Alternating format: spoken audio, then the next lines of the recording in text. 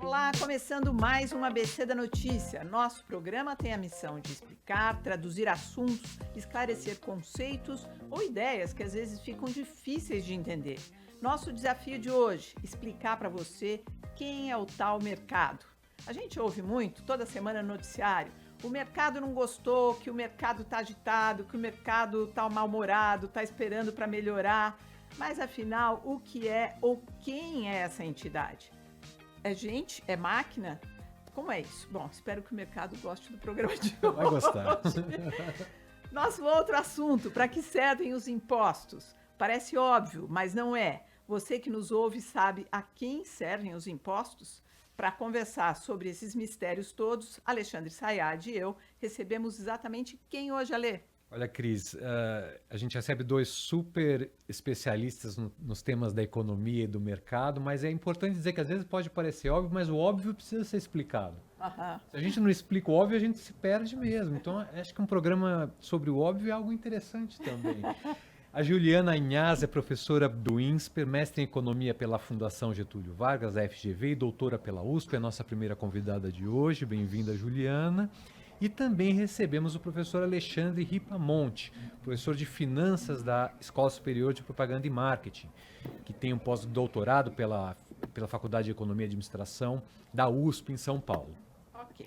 Começando então, bem-vindos, bem-vinda Juliana, bem-vindo Alexandre. Vou começar então pela Juliana.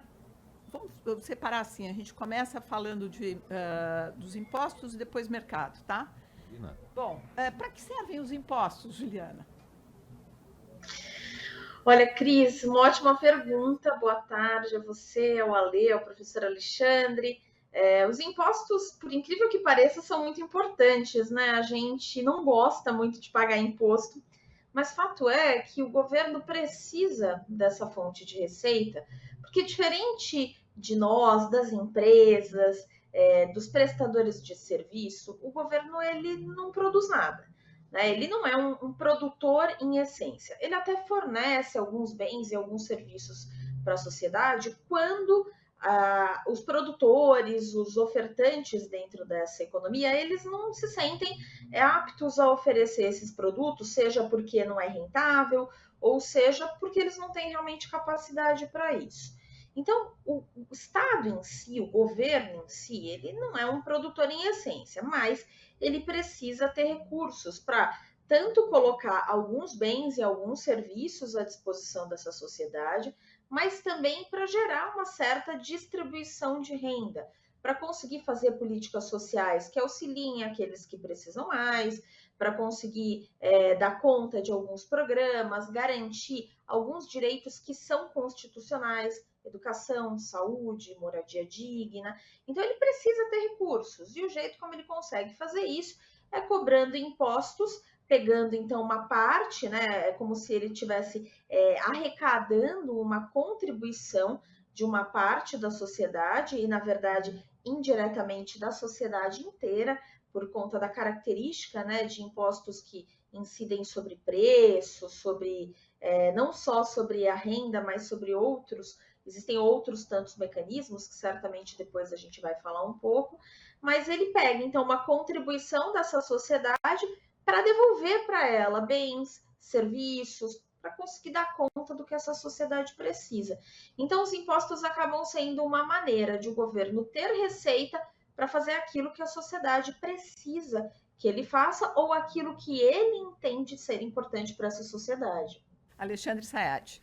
Professora Juliana, eu vou chamar de professora porque eu cometi uma indelicadeza. Depois eu percebi que eu chamei o Alexandre de professor Alexandre e a Juliana só de Juliana. Mas pode parecer uma discriminação de gênero em hipótese A Juliana alguma. parece uma adolescente. Então eu vou usar só agora a professora Juliana, depois eu chamo os dois pelo nome. Mas, professora Juliana, a gente tem uma questão no Brasil que eu queria saber se é só do Brasil ou é o mundo inteiro, que parece que não percebe que os impostos são empregados pelo governo em serviços, em melhorias para a nossa vida diária, né? Todo mundo se queixa disso. Eu não vejo o retorno tal do retorno dos meus impostos, né? Essa invisibilidade do retorno dos impostos é uma questão brasileira ou é uma questão mundial?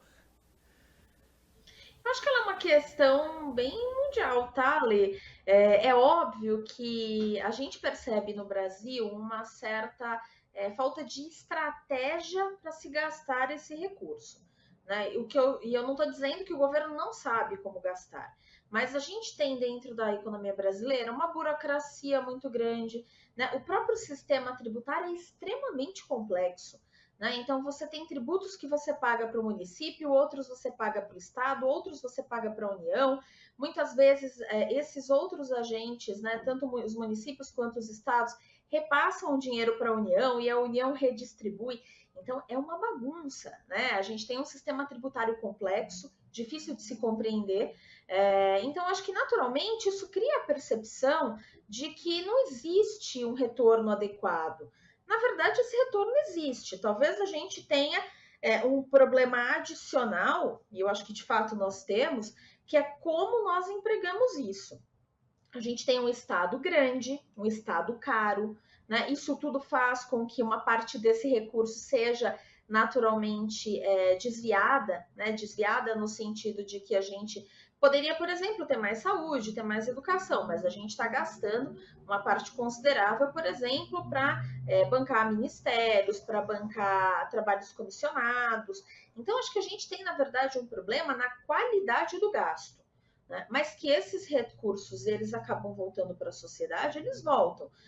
A gente acho que carece de pensar então em estratégias de como que isso é feito. Agora, a percepção realmente de que não voltam para a sociedade acontece muito, acho que creio eu, por conta disso, por conta dessa forma ruim como nós gastamos, ou talvez de como a gente pensa esses gastos, mas eles voltam. Né? A gente tem obras públicas, querendo ou não, nós temos um sistema de saúde que é gratuito, que é colocado à disposição das pessoas. A gente tem educação pública, desde do berçário até a universidade. A gente tem outras tantas iniciativas que, sem dúvida, voltam para a sociedade. Talvez não voltem, e certamente não voltam, na proporção que nós pagamos. Mas a gente tem esse retorno, sim, e cabe também a nós, como cidadãos, cobrar cada vez mais a utilização adequada desses recursos, porque os impostos são o nosso dinheiro na mão de um governo que tem que fazer a gestão bem feita. Professor Ripamonte, eu gostaria então, vou chamar assim porque tem um Alexandre aqui e você aí, Ripamonte. Qual a sua visão com relação aos impostos? Porque a vontade que muita gente tem, e imagino muita gente que está ouvindo o ABC da Notícia no momento, falar assim, imposto, para que serve imposto? Eu pago imposto, não tenho nada em troca. Essa é a real, né? Apesar da descrição da Juliana, que é verdadeira, ali né, o intento da arrecadação é um, mas na prática é outro. Gostaria de te ouvir. Olha, essa questão é tão verdadeira que você está falando. Oi, Cris, oi, Ale, oi, professora Juliana, que a partir de agora é a Juliana. Essa questão é tão verdadeira que as empresas mantêm departamentos específicos para tentar economizar impostos, né? Então, o imposto realmente ele representa uma parcela significativa do nosso salário. Quem faz a declaração de imposto de renda se lembra bem de quanto é retido durante o ano, e no comecinho do ano você recebe o carnezinho lá do IPTU. O legal de perceber é que de cada real que você paga de IPTU, 25 centavos vão para a educação e 15 centavos vão para a saúde. Então, o município de São Paulo, só por um exemplo, esse ano vai investir 20 bilhões de reais em educação. Só que quando a gente olha a qualidade, que é o que a Juliana estava falando, né? Por que esse dinheiro não é aplicado do jeito que a gente acharia melhor? Por que o nosso benefício não é tão grande quanto a gente imagina que pudesse ser? Por várias razões, né? O Estado é muito grande e você não consegue fazer com que a pessoa que está lá na ponta, atendendo o pagador de impostos, que também é um pagador, porque é uma pessoa física igual a gente, você não consegue estimular para que ela dê o melhor. O governo não consegue remunerar da mesma forma que a iniciativa privada remunera. Então, a eficiência do investimento público cai e a gente se sente prejudicado. A gente está pagando. Quando vem no nosso salário, o valor está descontado lá. Quando vem o IPTU, a gente paga. Mas na hora de ver o benefício, isso não fica tão claro.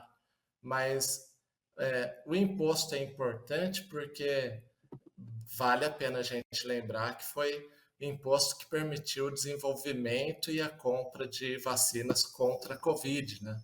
E ainda permite isso. Então tem muita coisa perto da gente, por exemplo, o lixo. Quem que paga a coleta de lixo? É a prefeitura. Quem que paga a iluminação da rua? É a prefeitura. Quem que paga o policial militar que vai fazer a segurança da sua rua, ou deveria, né? É o governo do estado. Mas então, por que o dinheiro não dá? Porque a gente também tem uma petroleira, a gente tem uma empresa de outro ramo, aleatoriamente, totalmente aleatório. Além do governo ter toda essa dificuldade de eficiência, ele não deveria. E isso faz com que a gente se sinta ainda mais prejudicado. O que a gente, eu concluo assim, ouvindo vocês dois falarem, na verdade eu sou brasileira, a gente paga imposto também, se revolta com o pagamento do imposto, muita gente que está nos ouvindo tem o mesmo sentimento. É o seguinte, falta credibilidade no uso desse dinheiro. Sim, Como sim. recuperar essa credibilidade? Porque a sensação que eu tenho, a sensação não, é real, a gente vê os casos de corrupção e tudo mais, é que me lembra um pouco o Brasil colônia, que a gente produzia riqueza e ia para uma turma lá fora. O quinto, né? O quinto. Exatamente, que a gente vive aqui uma democracia escravagista, onde a gente produz, trabalha todo mundo aqui, que eu estou vendo nesse meu ângulo de visão, vocês, e quem nos ouve sabe, a gente trabalha, paga imposto, e o retorno é muito ruim, porque acaba ficando esse dinheiro no meio do caminho. Então, por isso que eu brinco, me lembra o Brasil colônia, que a riqueza que se produzia ia para Portugal, agora vai para Brasília. Então, assim, como fazer isso voltar a ter credibilidade? Juliana? Quer começar, Juliana? Ou eu vou? Posso sim. Faço um comentário, vou fazer um comentário rápido e passo a bola bomba para você. Acho que a gente tem, Cris, muitas oportunidades, mas sem dúvidas é fundamental que se retome a credibilidade, porque a gente precisa, na verdade, ter alocações mais bem feitas desse recurso. Acho que uma forma que o governo tem de retomar a credibilidade, sem dúvida, é começar fazendo uma reforma tributária que torne o sistema mais claro, mais transparente, inclusive. As pessoas têm o direito de saber onde o recurso delas está sendo empregado. Então, acho que uma reforma tributária que conseguisse tornar o sistema mais claro, mais transparente, mais direto, inclusive tentando fazer a tal da progressividade que a gente tanto entende que seja positiva, né? E para o pessoal que está vendo a gente, tornar o imposto aqui progressivo é a ideia de que quem de fato ganha menos, paga menos, quem ganha mais, paga mais. Então, a gente conseguiria gerar, diminuir um pouco das distorções de distribuição de renda através dos impostos, se eles fossem realmente pensados e desenhados para esse objetivo. Então, acho que, sem dúvida, uma reforma tributária é fundamental, mas também tem o outro lado, né? Porque não adianta só cobrar imposto e não saber gastar. Então, tem que também ter uma reforma que pense a estrutura de gastos. Muita gente dá o nome disso de reforma administrativa, que é realmente uma necessidade no governo, mas independente disso, a gente precisa dar transparência às ações do governo, às ações públicas, para que a gente mostre para a sociedade que o imposto não está indo para um buraco sem volta, né? Porque é bem essa sensação mesmo, Cris, é a sensação de que o dinheiro cai num buraco e as pessoas não têm nenhum tipo de retorno sobre ele. Isso eu tenho a impressão, quando a gente fala de imposto, a impressão que me dá é um emaranhado, assim, um novelo emaranhado, quer dizer, para fiscalizar o que é municipal, o que vai para Brasília é redistribuído, porque tem vários caminhos aí. Tem um que fica no município, outro vai para Brasília e depois Brasília distribui proporcionalmente, outro é estadual. Quer dizer, aí, esticando a pergunta para o Alexandre, a questão da transparência é a fundamental. transparência é fundamental, né? Ajuda muito a corrupção ser desse jeito, dos desvios esse emaranhado, como você falou. Né? Até, Alexandre, você dando exemplo dos 25 centavos do IPTU, já clareou muita coisa aqui. Agora, essa questão de um imposto único, ela é um mito ou funcionaria no sentido de facilitar a transparência? Funcionaria. E quando a gente analisa friamente as leis que foram criadas desde o governo Fernando Henrique para que o governo funcionasse melhor, imagina que você não está sabendo o que é o Brasil. Você vai analisar as leis que criaram formas de se fazer o orçamento e formas de se gastar o dinheiro. Você fala, vai funcionar. Isso aqui vai funcionar, vai dar para gastar direitinho. Tem audiência antes para a gente saber e poder opinar onde vai gastar o dinheiro. E tem audiência depois para a gente cobrar quem administrou nosso dinheiro. Só que o que a Cris falou é totalmente verdade. Quando chega na hora do gestor e de alguns gestores, eventualmente, né, não posso generalizar, administrar, no mínimo ele atua em conflito de interesse. Ele não investe o dinheiro da melhor forma possível. E aí surge a corrupção que a Cris estava falando. Se a gente cria um imposto único, a forma de fiscalizar fica muito mais fácil. Não é mito, não. A gente vê, inclusive, países como a Alemanha, que os cidadãos pagam um imposto muito mais altos. Impostos altíssimos, mas não tem essa reclamação, essa revolta que nós temos aqui. Cada pessoa que começa a falar de imposto já sai xingando e não sei o quê. Imagina. Gente, eu gostaria então de saber se vocês querem arrematar alguma coisinha sobre para que servem os impostos, que a gente falou bastante desse sentimento aqui das pessoas não gostarem de pagar imposto e tem todo um motivo, que as pessoas acham que o imposto, o dinheiro vai ficando pelo caminho. Ou a gente já pode entrar para que serve, o que significa o mercado. Vamos lá. Querem já entrar para que serve... Para a gente acalmar, vamos falar do mercado nervoso. Boa, senão a gente vai ficar muito revoltado aqui com esse negócio de imposto, é verdade. Vamos embora, então. Alexandre, você pode começar. Quem é o mercado? Que toda hora a gente fica com medo dele ficar com mau humor ou excitado demais. Sim, inclusive, Alexandre, antes de você responder... eu vi um meme fantástico que diz que o mercado é uma espécie de homem do saco. Você lembra da história do homem do saco, quando a gente era pequenininho, que ele pegava as criancinhas e maltratava? Quer dizer, quem era? É uma coisa tão inexplicável que intangível. Né? Na verdade, o mercado é muito intangível no discurso diário. Né? Por favor, Alexandre. E o homem do saco causa medo em muitas crianças até hoje. O mercado, olha que coisa interessante, né? A partir do momento que a gente não conseguia mais carregar moeda e nem trocar grão de cacau por coelho, e a gente não conseguia carregar moeda nas costas, mesmo a gente precisou deixar essa moeda em algum lugar. E aí surgiram os bancos ou as empresas que você poderia comprar, alguma coisa desse tipo. Mas, essencialmente, surgiram os bancos. E ao mesmo tempo que a gente tinha dinheiro sobrando, tinha gente que estava precisando de dinheiro. E isso foi evoluindo. Para que você não perdesse o dinheiro, o governo criou uma estrutura para controlar os bancos. E os bancos foram se sofisticando e foram surgindo pessoas especializadas em cuidar do seu dinheiro. E uma das formas de cuidar do seu dinheiro para a gente se garantir, por exemplo, para aposentadoria, então você quer guardar o dinheiro, você está guardando todo mês para se aposentar. Mas a gente está trabalhando na rádio ou na faculdade e não tem tempo de cuidar do jeito que cuidaria. Então, surgiram profissionais que cuidam disso para a gente. E para fazer isso, foram surgindo teorias de economia e de finanças que explicavam todos os detalhes de como cuidar melhor do dinheiro, como investir melhor. E a base de todas essas teorias eu vou investir nessa empresa. Se eu souber, eu sei quanto ela vai dar de lucro no futuro. Se surgir alguma informação nova que eu tenha que mudar essa minha previsão, né?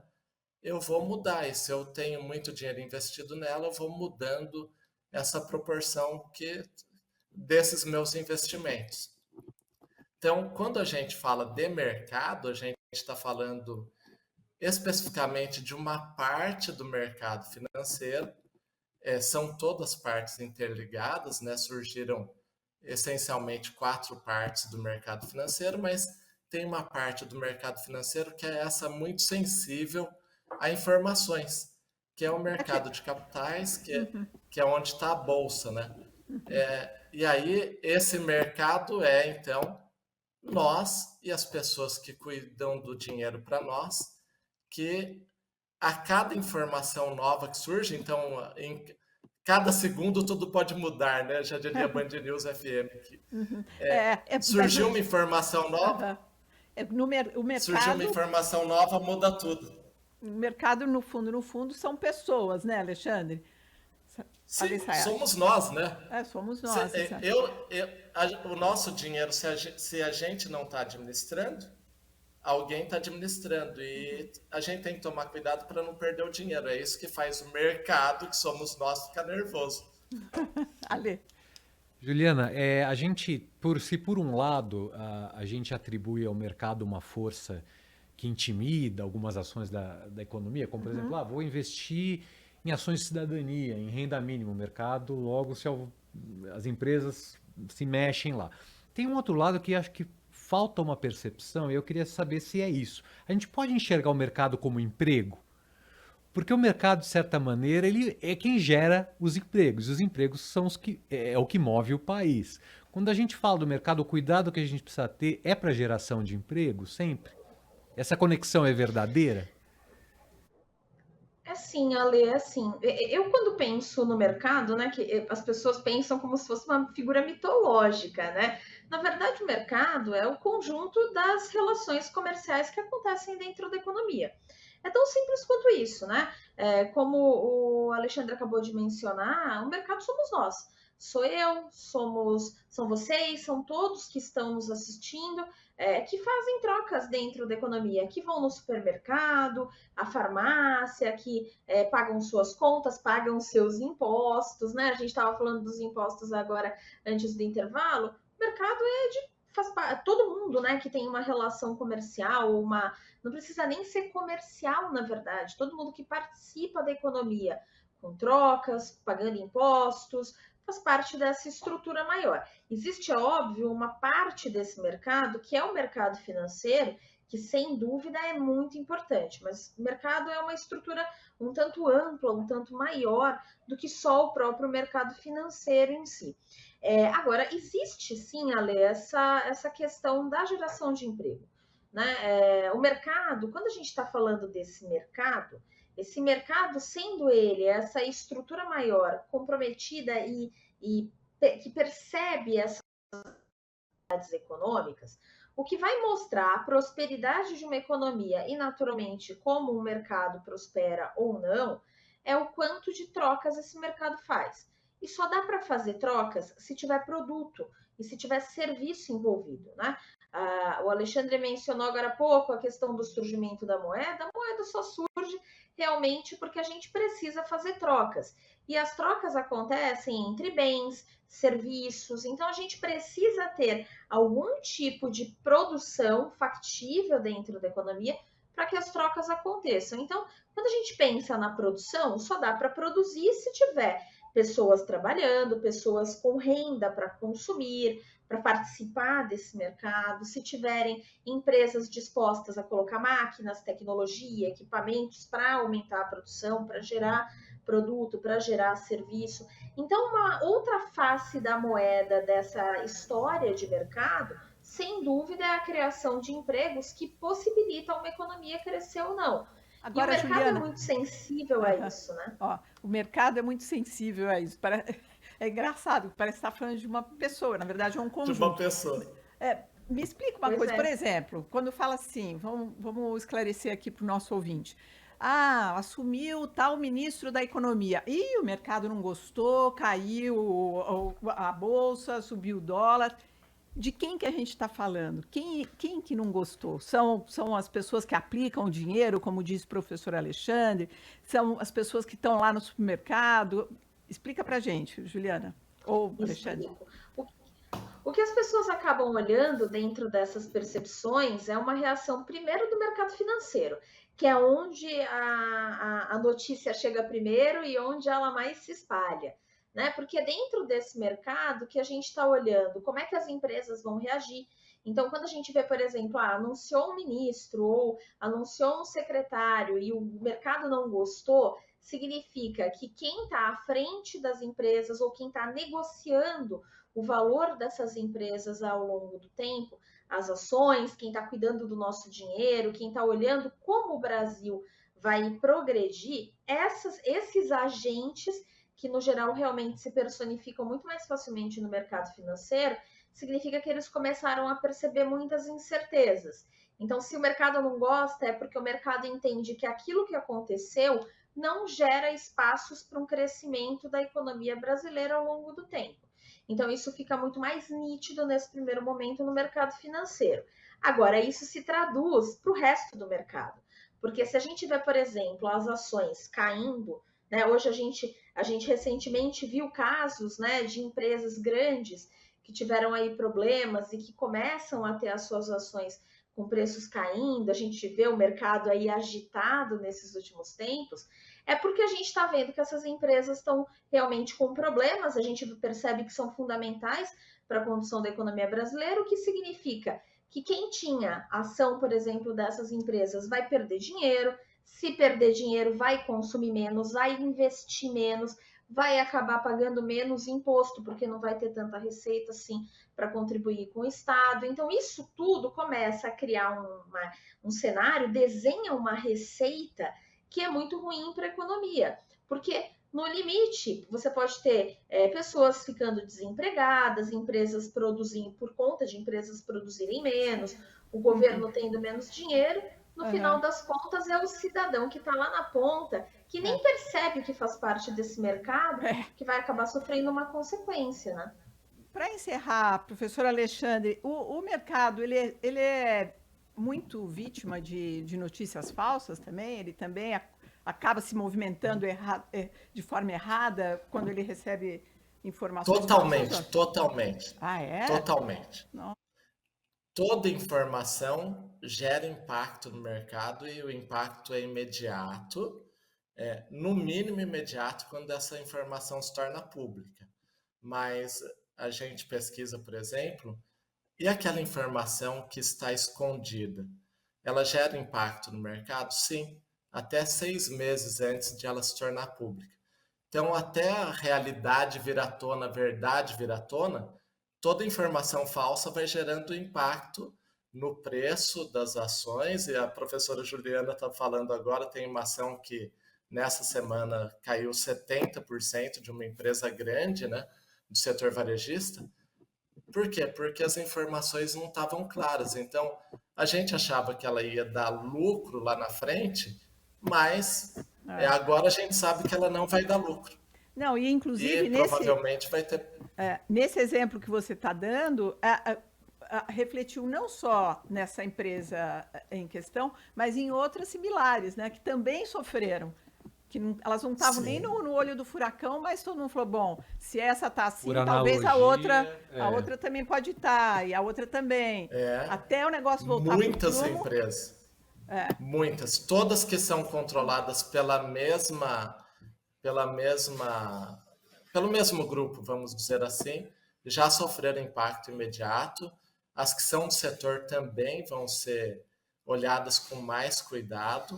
Além do que, por se tratar de empresas que têm grande importância no mercado, a partir do momento que você não vou investir mais nessa, tem que refazer todos aqueles cálculos que a gente estava falando antes e mudar o seu dinheiro de lugar. Isso mexe com todo mundo. Então, um problema desse tipo afeta toda informação falsa, ela gera impacto em todos os lugares. E só para fechar com o emprego, deixa eu falar do emprego. O que acontece? Já que já estouramos o tempo. O emprego é gerado porque é onde a empresa consegue dinheiro para financiar o projeto que gera emprego. Okay. Gente, o programa hoje foi para quem está afim aí de se organizar nas finanças. Gente, muito obrigada. Nosso tempo chegou ao final. Quero agradecer a participação no programa de hoje da Juliana Haas, professora do INSPER, do Alexandre Ripamonte, professor de Finanças da SPM. Agradeço a você, como sempre, Alexandre Sayad, e também a colaboração na produção executiva da Mônica Quezan. Pela Band News FM, o apoio operacional foi do Gustavo Giovanni e a coordenação do Renan Suquevicius. Lembro que esse programa tem o apoio da Unesco Mil Alliance. Eu sou Maria Cristina Poli e este foi o ABC da Notícia, que você também encontra em todas as redes sociais e nos ouve pelo Spotify. Tchau e até semana que vem.